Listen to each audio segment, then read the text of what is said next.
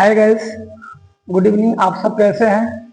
आइए, आज जो हम बहुत दिनों के बाद हम फिर से अपने इस YouTube चैनल पर आप लोगों के लिए वीडियो बनाने जा रहे हैं।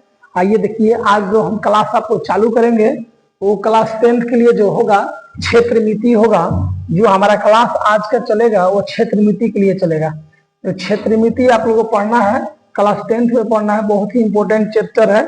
इसी क्षेत्र मिति को हम लेकर के आए हुए हैं कि आज हमको पढ़ाना है आप लोग को क्षेत्र मिति, जो कि बहुत ही इंपॉर्टेंट चैप्टर है। ठीक है, तो इस क्षेत्र मिति को पढ़ने से पहले सबसे पहले हम इसके फॉर्मूले के बारे में पढ़ेंगे, जानेंगे कि इस क्षेत्र मिति में कौन कौन से फॉर्मूले आते हैं और किस फॉर्मूले का उपयोग कहाँ किया जाएगा। ठीक है, तो सबसे पहले क्षेत्र मिति में आने वाले जितने भी फॉर्मूले हैं उस फॉर्मूले के बारे में हम जानते हैं और फॉर्मूले को लिखते हैं। और जब टोटल फॉर्मूला जब हमारा कंप्लीट हो जाएगा तो उसके बाद हम आपको इसको बारी बारी से चैप्टर से क्वेश्चन को बनाएंगे और इतनी इजी तरीके से, इतनी बेहतरीन तरीके से हम आपको समझाएंगे ना, ताकि मतलब आपको मतलब लाइफ में ऐसे पढ़ाई नहीं किए होंगे। बहुत ही इजी तरीके से आपको बताया जाएगा। तो आइए, ये जो आज का हमारा क्लास है क्षेत्र मिति अध्याय, ये 12.1 का है। संपूर्ण तैयारी हम आपको कराएंगे, जो कि 2027 का VBI क्वेश्चन होगा, ब्रह्मास्त्र होगा।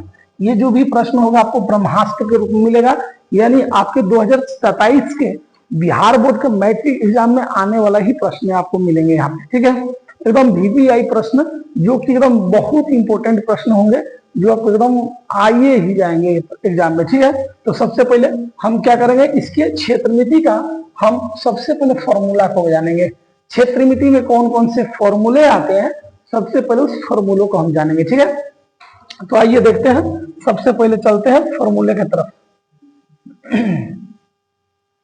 तो फॉर्मूले की तरफ आते हैं।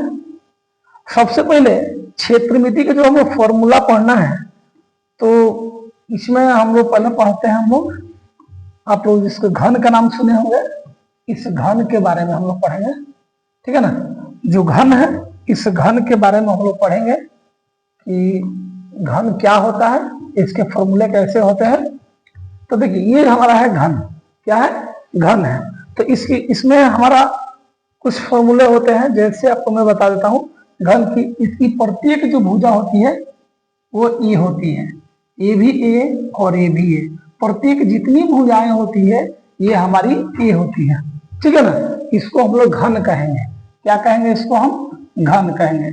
तो घन में जितनी भी भुजाएं होती है सभी के सभी क्या होती है? ए होती है। तो पहला इसका फॉर्मूला होता है, आप जानिए, घन का एक होता है आयतन। घन का होता है एक आयतन। तो घन का आयतन बराबर आपका होता है भुजा क्यूब होता है। घन का आयतन होता है आपका भुजा क्यूब। ठीक है ना, या इसको हम भुजा, अगर इसकी प्रत्येक भुजा अगर ए है तो हम इसको भुजा के स्थान पर हम ए मान लेंगे, यानी ए क्यूब हो जाएगा।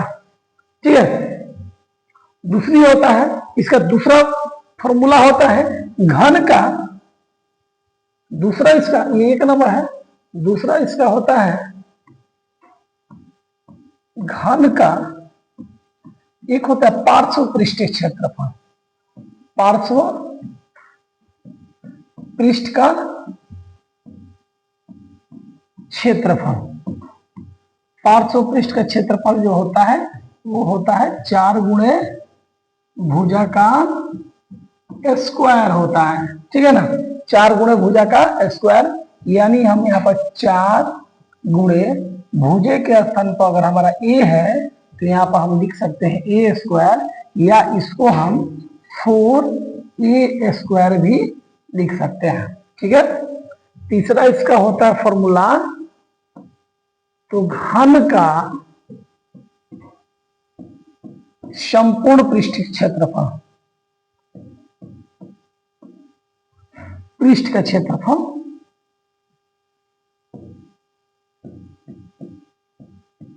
पृष्ठ का क्षेत्रफल, जो कि होता है 6 गुणे भुजा का स्क्वायर, यानी इसको हम 6 गुणे भुजा के स्थान पर हमारा जो ए माने हैं ये लिखेंगे, ए स्क्वायर, या इसको हम 6a स्क्वायर भी कह सकते हैं। ठीक है, इसका चौथा जो होगा फॉर्मूला, इसी घन में जो चौथा फॉर्मूला आपका होगा घन का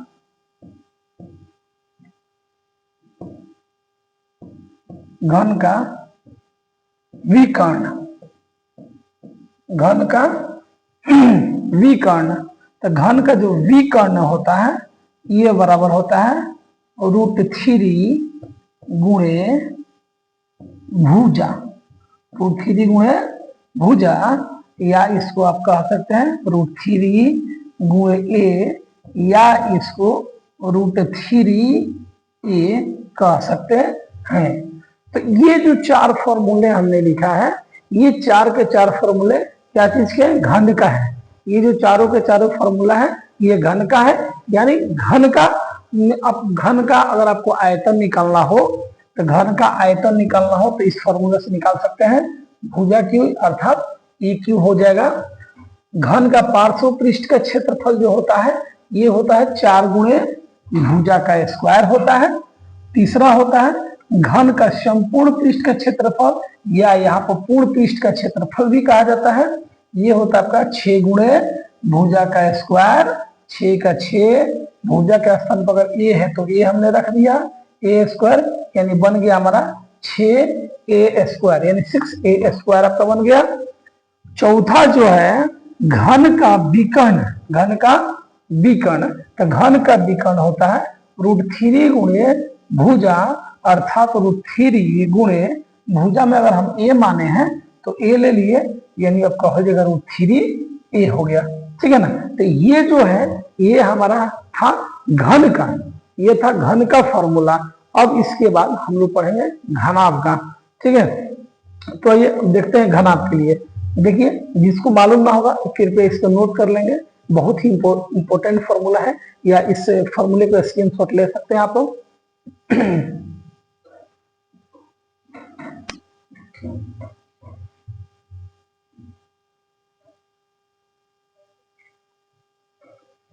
चलिए, तो देखिए अब ये हो गया हमारा घन का, घन क्लियर हो गया।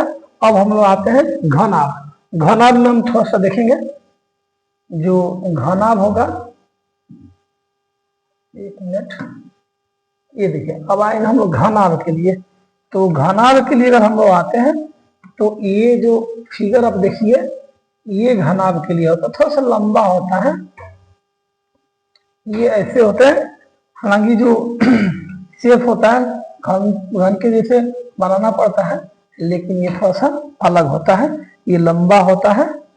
तो अब देखिए, इस घनाभ जो है, इस घनाभ, इसको हम कहेंगे घनाभ कहेंगे, क्या कहेंगे? घनाभ। ठीक है, घनाभ में क्या होता है, ये इसकी लंबाई होती है, ये इसकी यहां से ये लंबाई होती है, लंबाई को एल से सूचित किया जाता है। ठीक है ना, और ये जो होती है, ये डॉट डॉट से जो दिखाया गया है, ये आपकी चौड़ाई होती है, चौड़ाई को हम लोग बी से सूचित करते हैं। और ये जो है इसकी हाइट है, ये क्या है? हाइट है, इसको हम लोग एच से सूचित करते हैं। यानी घनाभ जो है, इसमें हमें लंबाई की जरूरत पड़ती है, चौड़ाई की जरूरत पड़ती है, और ऊंचाई, लंबाई, चौड़ाई और ऊंचाई की जरूरत पड़ती है। ठीक है, तो सबसे पहले घनाभ का हम होगा इसका आयतन निकालेंगे। पहला जो फॉर्मूला होगा घनाभ का आयतन, तो घनाभ का जो आयतन होता है, घनाभ का आयतन होता है, आयतन का फॉर्मूला होता है लंबाई गुणे चौड़ाई गुणे ऊंचाई होता है ना। इसको हम लोग इंग्लिश में, अंग्रेजी में जो है कहते हैं, इसको ऐसे लिख सकते हैं, लंबाई के लिए हम एल लिए हैं, चौड़ाई के लिए बी लिए हैं, और ऊंचाई के लिए एच लिए हैं। इसे शॉर्ट में कोई एल बी एच भी कहते हैं। यानी ये जो हुआ हमारा घनाभ का आयतन हुआ। ठीक है ना, ये हमारा घनाभ का आयतन। अब देखिए, ये घनाभ का आयतन हो गया। इसमें जो दूसरी फॉर्मूला होगी, जो दूसरा फॉर्मूला होगा इस प्रकार से होगा। दूसरा होगा घनाभ का, इसमें भी आता है पार्श्व पृष्ठ का क्षेत्रफल, पार्श्व पृष्ठ का क्षेत्रफल। हालांकि इसका यूज ज्यादा नहीं होता है, ये 10th क्लास में इसका यूज नहीं, पार्श्व पृष्ठ का क्षेत्रफल यूज नहीं होता है।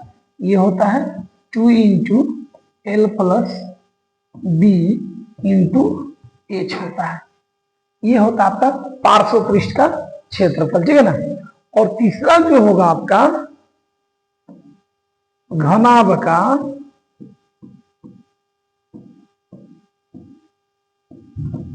पूर्ण पृष्ठ का क्षेत्रफल,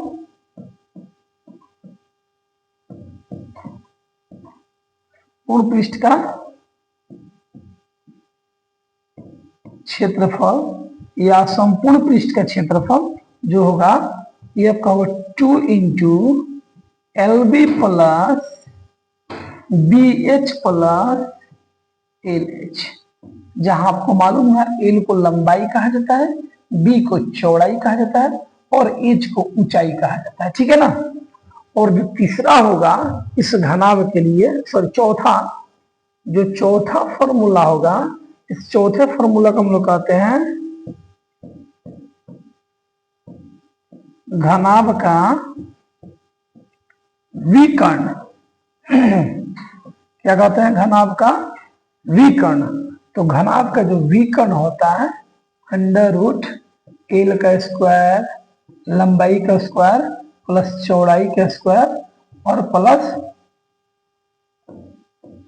ऊंचाई का स्क्वायर, यानी L square plus B square और प्लस एच स्क्वायर। यानी इस घनाभ के लिए हमें 4 फॉर्मूले पढ़ने हैं। जो घनाभ है ना, इस 4 फॉर्मूले को पढ़ेंगे। इसी 4 फॉर्मूले से घनाभ का जितना भी प्रश्न होगा घनाभ से रिलेटेड हम बना सकते हैं, सॉल्व कर सकते हैं, ठीक है ना। इस क्वेश्चन देख लीजिए, इसको एक बार अच्छे से आप लोग देख लेंगे। घनाभ का आयतन का फॉर्मूला क्या होता है? लंबाई गुणे चौड़ाई गुणे ऊंचाई, अर्थात एल बी एच। लंबाई को एल से सूचित करते हैं, चौड़ाई को बी से और ऊंचाई को एच से, यानी आपको एल बी एच, ठीक है ना। इसी तरह घनाभ का पार्श्व पृष्ठ का क्षेत्रफल 2 इंटू एल प्लस बी गुणे एच, यानी 2 और लंबाई प्लस चौड़ाई को जोड़कर हाइट से मल्टीप्लाई कर देंगे, ठीक है। तीसरा होता है घनाभ का पूर्ण पृष्ठ, यहाँ पर संपूर्ण भी होता है, का क्षेत्रफल 2 into L B plus B H plus L H, ठीक है ना। यानी इसको कहीं कहीं क्या करता है, अंत है ये पूर्ण पृष्ठ ना लिख करके डायरेक्ट लिखता है घनाभ का पृष्ठ का क्षेत्रफल। तो घनाभ का पृष्ठ का क्षेत्रफल यही होगा, पूर्ण का है या संपूर्ण का है या पृष्ठ क्षेत्रफल एक ही होता है। और घनाभ का जो विकर्ण है, विकर्ण बराबर होता है root L square plus B square plus H square, ये रूट के अंदर में होता है। यानी घन और घनाभ का ये दोनों फॉर्मूले जो है ये कंप्लीट हुए, ठीक है ना। इस फॉर्मूले को आप अच्छी तरीके से याद कर लें। अगर आप इस फॉर्मूले को याद करते हैं तो समझिए कि आपका कोई भी जो भी प्रश्न होगा घन और घनाभ से रिलेटेड एक भी प्रश्न छूटने वाला नहीं है। ये 9th के लिए भी इम्पोर्टेंट है, 8th क्लास के लिए भी इम्पोर्टेंट है। यानी ये 8 से लेकर के ये 10वीं तक या आगे कोई कंपटीशन होगा उसके लिए भी ये बहुत ही इम्पोर्टेंट प्रश्न है, ठीक है। तो इस फॉर्मूले को नेक्स्ट वीडियो में हम आपसे मिलेंगे। और वो जो होगा आपको बेलन का होगा फॉर्मूला, बेलन का होगा, शंकु का होगा और गोला अर्धगोला को। इस फॉर्मूले को पहले हम लिखेंगे, पढ़ेंगे, जानेंगे, उसके बाद ही हम लोग क्वेश्चन को बनाना चालू करेंगे। तब तक के लिए धन्यवाद, फिर मिलते हैं।